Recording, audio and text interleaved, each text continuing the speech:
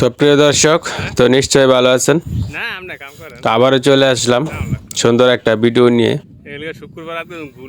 তো টলমলে পানি, বর্ষার দৃশ্য আর খোলা আকাশের নিচে বিকেল বেলা জাল ফেলতে গ্রামের মানুষ ব্যস্ত হয়ে পড়েছে।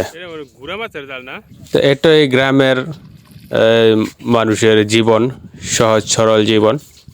তো গ্রামের অনেক মানুষই এই মাছ ধরার কাজে জড়িত। তো যখনই বর্ষা চলে আসে তখন যারা জেলে তারা নতুন নতুন জাল কিনে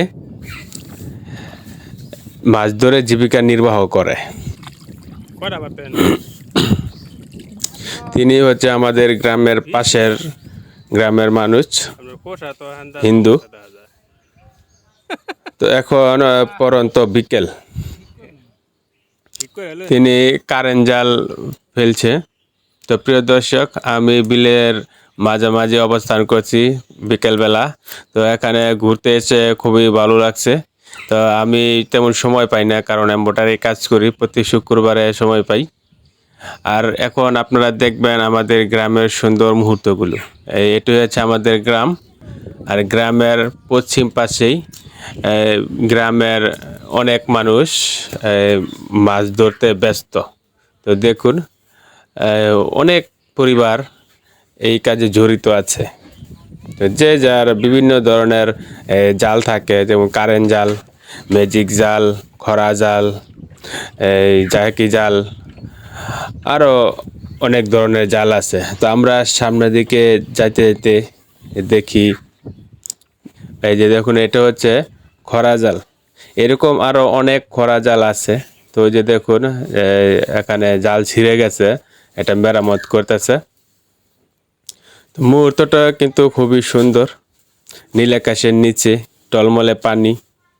আসলেই প্রকৃতি এভাবেই ডাকে সাড়া দেয় সবাইকে। তো দেখুন, এত দূর থেকে এখানে আছে মাছ ধরতে। খরা জালদা বিকেল হয়ে গেছে, সন্ধ্যার কাছাকাছি। তো তিনি এখন একটু পরেই চলে যাবে, যে মাছগুলো পাইছে সেগুলো বাজারে নিয়ে বিক্রি করে দিবে।